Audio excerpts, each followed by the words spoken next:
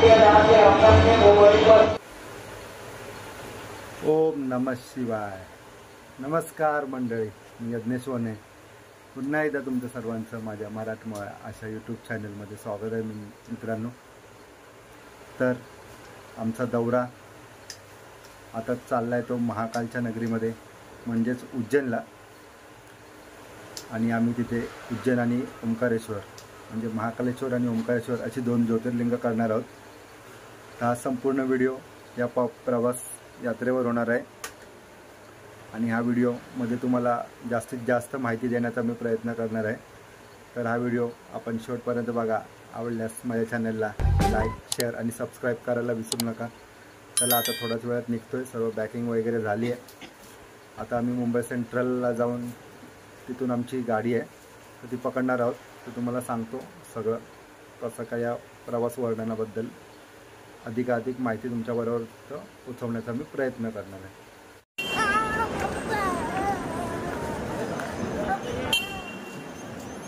आणि आम्ही पोचलो आता मुंबई सेंट्रलला आणि ट्रेन पण लागली आहे. तर आता जाणार आणि ट्रेनमध्ये बसणार. अवंतिका एक्सप्रेस आहे. मुंबई सेंट्रलवरून 8:55ला सुटते. त्या ट्रेनची आम्ही तिकीट काढली आहे, स्लीपरची. सगळे डिस्क्रिप्शनमध्ये तुम्हाला मी सांगेनच कुठल्या ट्रेन्स वगैरे आहेत तिथे जाण्यासाठी. तिकीट कन्फर्म काढा जेणेकरून ट्रॅव्हलिंगचा त्रास होणार नाही.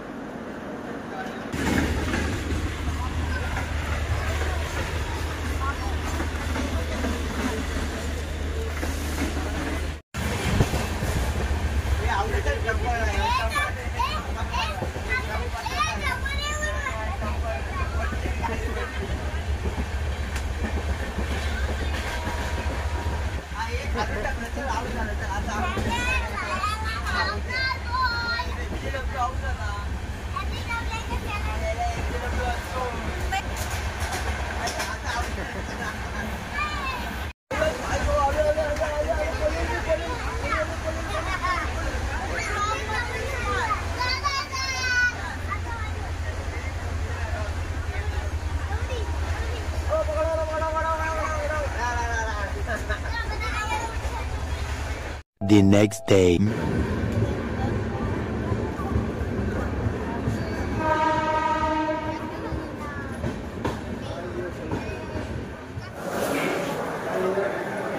फायनली उज्जैनला पोचलोय आणि आता आमचे ड्रायव्हर पण आलेत. आता चालले रूमवर. आम्ही इथून गाडी बुक केली होती. माझा एक मित्र आहे, तो अगोदर ऑलरेडी उज्जैनला जाऊन आला होता. त्याच्या रेफरन्सने आम्ही गाडी बुक केली. त्यामध्ये आम्हाला सगळं पिकअप ड्रॉप आणि उज्जैन साईट सीइंग आणि ओंकारेश्वर असं सगळं तो फिरवणार आहे. तर आता थंडी भरपूर आहे खूप.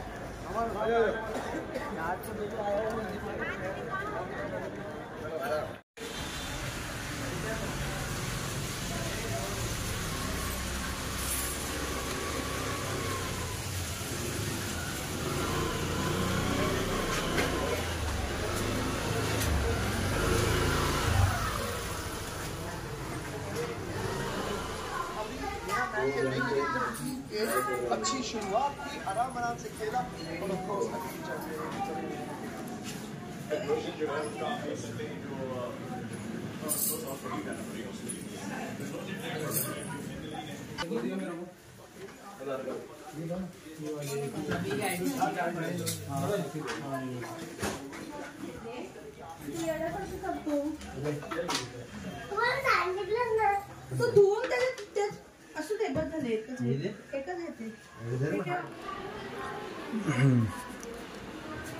माँ भगवती म्हणून या हॉटेलचं नाव आहे.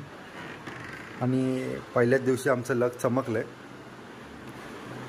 आम्ही डबल बेडच्या 2 रूम सांगितल्या होत्या, पण झालं असं की ज्या डबल बेडच्या 2 रूम होत्या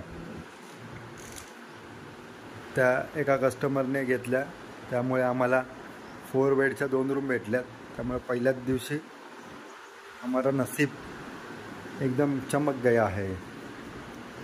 हे बघा, हे संडास बाथरूम वगैरे व्यवस्थित आहे, काही टेन्शन नाही. म्हणजे आजच्या दिवशी आम्ही मजा करून घेणार डबल बेडमध्ये, 4 बेडमध्ये, आणि उद्या डबल बेडमध्ये जाणार. कपाट आहे, सर्व सामान वगैरे ठेवायला. प्राइसिंग वगैरे समोर तुम्हाला डिस्क्रिप्शनमध्ये मी देईनच. फ्रेश होऊन आता आलो नाश्ता करायला. बघा, ही आमची पब्लिक आहे. हे माझे भाऊजी पिया, बघा पिया, आदू, हे भाऊ पियान, आणि मिसेस अश्विनी. आता आम्ही आलो नाश्ता करायला. इथला फेमस पोहा जिलेबी ट्राय करणार आहे फर्स्ट टाइम. बघूया कसं काय लागतं ते. आपले साऊथ इंडियन पण आहे, इडली सांबार डोसा वगैरे पण आहे, पण इथलं जो मेन आहे पोहा जिलेबी ते आता ट्राय करून बघतो कसं काय लागतं ते. आणि आमचा नाश्ता आलाय.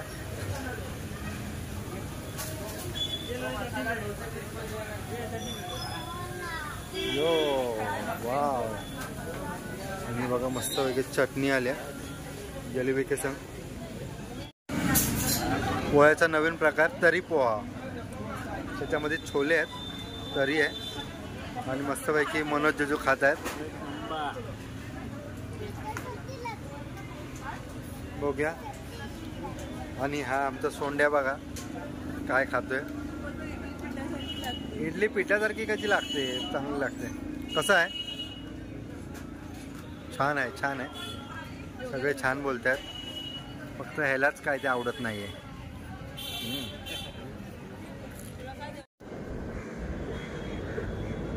मस्त हॉटेलवर येऊन फ्रेश झाल्यावर खुसखुशीत आणि मसालेदार असा नाश्ता केल्यावर आम्ही पहिलं ठिकाण करणार होतो ते म्हणजे गडकालिका माता मंदिर. चला जाणून घ्याव्या या मंदिराबद्दलची अधिक माहिती. आता माझ्यासोबत आहेत आपले दीपक भाई, जे उज्जैनचे मूळ रहिवासी आहेत, आणि ते आपल्याला एक एक ठिकाणाची माहिती देणार आहे. पहिलं जे आम्ही मंदिर केलं ते गडकालिका माता मंदिर. गढ़कालिका माता जी का जो मंदिर है, ये कवि कालिदास जी की आराध्य देवी है. 52 शक्तिपीठों में एक शक्तिपीठ ये भी कहलाता है. 3.5 काल है पूरे उज्जैन में.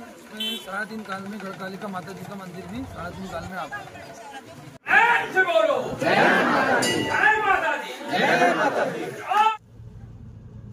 हे जे स्थिरमन गणेश मंदिर आहे त्याची स्थापना भगवान श्रीराम यांनी केली आहे.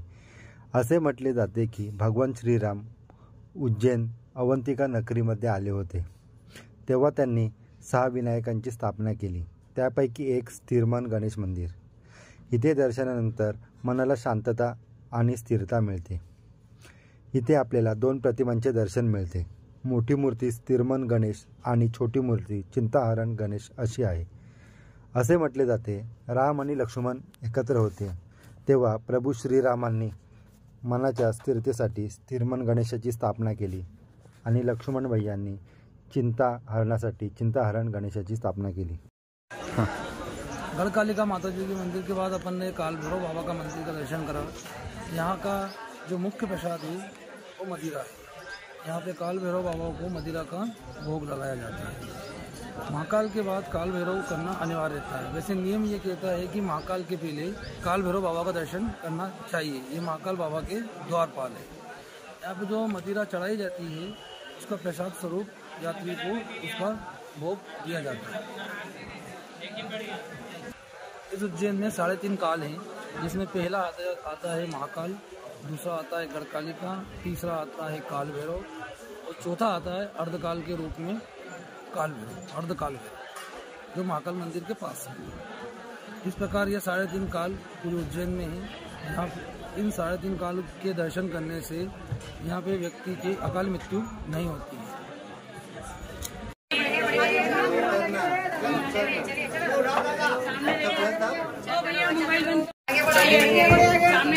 अभी जिस स्थान पे हम हैं वो है मंगल ग्रह का जन्म स्थान मंगलनाथ. यहाँ पे शिव जी का पसीना गिरा था. उस पसीने की उत्पत्ति से यहाँ ज्योतिर्लिंग उत्पन्न हुआ था. वो है मंगल ग्रह का जन्म स्थान। 9 ग्रह के सेनापति माने जाते हैं मंगल ग्रह। मंगल ग्रह का ये उपलब्धि है कि यहाँ पे जो लड़का या लड़की मांगलिक रहते हैं उसका पूजा पाठ कार्य किया जाता है। उस पूजा पाठ कार्य करने से मंगल की शांति मिलती है। इस पूरे विश्व में ये एक ही मंदिर है जो है मंगल ग्रह का जन्म स्थान मंगलनाथ।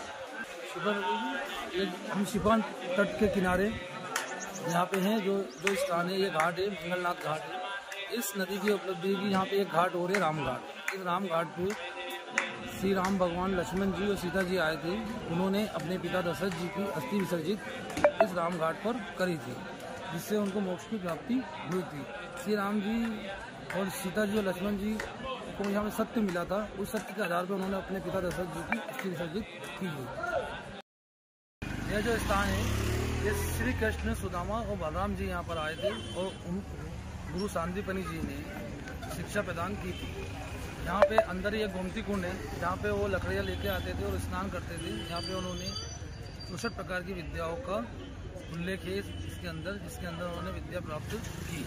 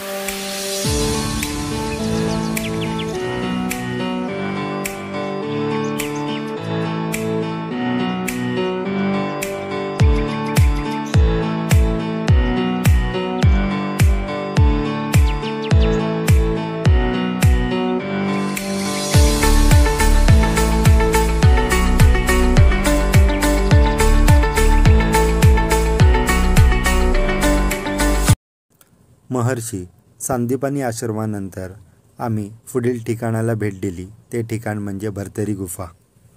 ही गुफा नाथ संप्रदायातील साधूंचे तपश्चर्या स्थळ आहे। गुफेमध्ये जाण्याचा मार्ग अगदी छोटा आहे, त्यामुळे आत गेल्यावर आपल्याला श्वास घ्यायला त्रास देखील होऊ शकतो। या गुफेमधून चारधाम येथे जाण्यासाठी देखील रस्ता आहे, जो की आता बंद आहे। असं म्हणतात की भरतरी राजाची सर्वात प्रिय पत्नी पिंगला हिच्याकडून मिळालेल्या धोक्यामुळे राजा भरतरी यांच्या मनात वैराग्य जागे झाले आणि त्यांनी संपूर्ण राज्य राजा विक्रमादित्य यांना देऊन ते या गुफेमध्ये तपश्चर्या करायला गेले। या गुफेत त्यांनी 12 वर्षे तपश्चर्या केली। राजा भरतरी यांनी वैराग्य शतक हा ग्रंथ देखील लिहिला।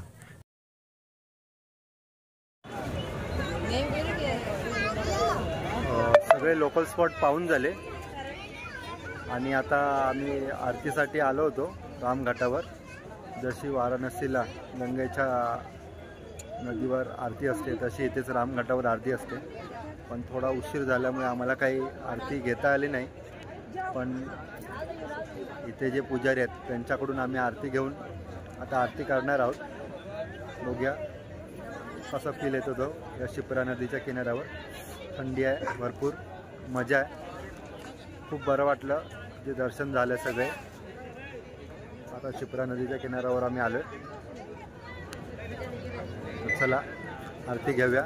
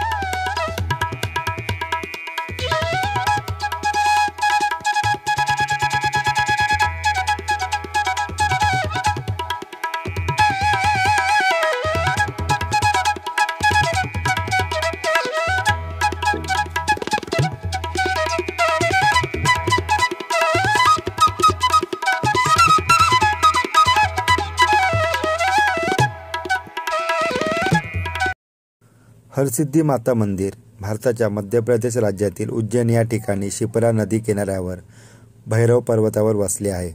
देशभरात हरसिद्धी देवीची अनेक मंदिरे प्रसिद्ध आहेत, परंतु उज्जैनमध्ये स्थित असलेले हरसिद्धी मंदिर हे देवीचे सर्वात प्राचीन मंदिर आहे. या देवी मंदिराचे वर्णन पुराणातही आढळते. हरसिद्धी देवी मंदिराच्या पूर्व दिशेला महाकालेश्वर ज्योतिर्लिंग मंदिर असून पश्चिम दिशेला शिप्रा नदीचा रामघाट आहे. हरसिद्धी मंदिर हे देवी सतीच्या 51 शक्तिपीठांपैकी 13व्या क्रमांकाचे शक्तिपीठ मंदिर आहे. या ठिकाणी देवी सतीच्या उजव्या हाताचे कोपर पडले होते. ज्या ज्या ठिकाणी देवी सतीच्या देहाचे तुकडे आणि आभूषण पडले त्या ठिकाणी 51 शक्तिपीठांची निर्मिती झाली. हरसिद्धी देवीला मंगलचंडिकी नाव देवी या नावाने देखील ओळखले जाते. हरसिद्धी देवीची मनोभावे उपासना केल्याने सर्व प्रकारची दैवी सिद्धी प्राप्त होते असे म्हणतात. आपल्या बुद्धी, शौर्य आणि उदारतेसाठी प्रसिद्ध असलेला राजा विक्रमादित्य हरसिद्धी देवीचा खूप मोठा उपासक होता. त्यामुळे त्याला सर्व प्रकारच्या दैवी सिद्धीही मिळाल्या. पौराणिक कथेनुसार राजा विक्रमादित्यने तब्बल 11 वेळा आपले शिर कापून देवीच्या चरणी अर्पण केले, परंतु प्रत्येक वेळी देवीने त्याला पुन्हा जिवंत केले. हरसिद्धी देवीच्या मंदिराच्या सीमाभिंतीला 4 प्रवेशद्वार आहेत. मंदिराचे मुख्य प्रवेशद्वार पूर्व दिशेला आहे. मंदिराच्या गर्भगृहातील हरसिद्धी देवीची मूर्ती ही नैसर्गिक आकाराची असून ती गडद लाल रंगाच्या सिंदुरामधील अन्नपूर्णा देवीची मूर्ती आहे. मुख्य मंदिराच्या प्रवेशद्वाराच्या दोन्ही बाजूला भैरवजींच्या मूर्ती आहेत. मंदिराच्या गर्भगृहात 3 मूर्ती विराजमान आहेत, ज्यामध्ये महासरस्वती आणि महालक्ष्मीच्या मूर्तींमध्ये हरसिद्धी देवीची मूर्ती आहे. हरसिद्धी देवीच्या मंदिर परिसरात आदिशक्ती महामायेचे मंदिरही आहे. हरसिद्धी देवी मंदिराच्या आवारात 2 मोठ्या आकाराचे दीपस्तंभ आहेत, ज्यांची प्रसिद्धी सर्वत्र आहे. यापैकी एक दीपस्तंभावर 501 दीपमाळा आहे तर दुसऱ्या खांबावर 500 दीपमाळा आहेत. नवरात्र आणि इतर विशेष प्रसंगी दोन्ही दीपस्तंभावर दिवे लावले जातात. हे एकूण 1001 दिवे लावण्यासाठी एका वेळी सुमारे 50 लिटर शुद्ध तेल लागते.